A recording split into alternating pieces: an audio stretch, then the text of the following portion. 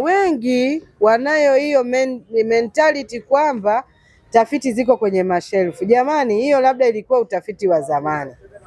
TARI sasa ni TARI mpya, na hii TARI haikuanza kama TARI, ilianza kama idara ndani ya Wizara ya Kilimo, lakini baadaye kwa kuliona hilo na malalamiko mengi kwamba tafiti nyingi matokeo yake hayafikii walengwa, ndiyo ikaanzishwa TARI. Na TARI imebebwa na usambazaji wa teknolojia. Tuna idara kuu tatu. Ya kwanza ni utawala, ya pili ni utafiti na ubunifu, na ya tatu ni usambazaji wa teknolojia. Kuna idara kwa ajili hiyo.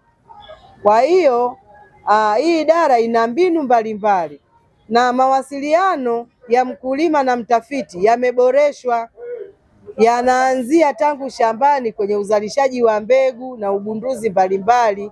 Hatufanyi peke yetu, na kwanza mgunduzi wa kwanza ni mkulima, na anapoona kitu akatushirikisha, utafiti unaendelea mpaka matokeo yanatoka.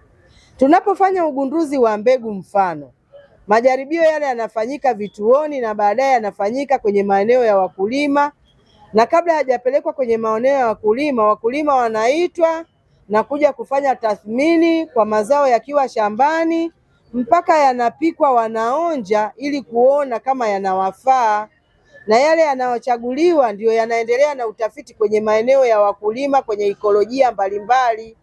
Yanapoonekana kule nako yamefaa, wakiyatathmini na wakulima, ndiyo yanachaguliwa, yanaendelea na kabineti zile za kutoa mazao na kuyadhibitisha kwamba yanafaa.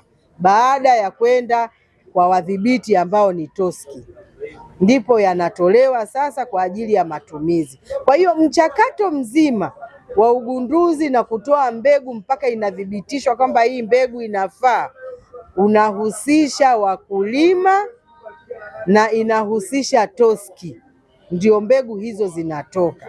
Kwa hiyo mahusiano ya mkulima na mtafiti ni makubwa sana, na wakati mbegu inapotoka tunakuwa pia na mashamba darasa, ambayo hayo mashamba darasa hatufanyi na wakulima peke yao, tunafanya na mabwana shamba, ili sisi tunapoondoka mabwana shamba wanaendelea na wakulima, na wale wakulima nao waliofanya mashamba darasa wanaendelea kuwafundisha wakulima wenzao.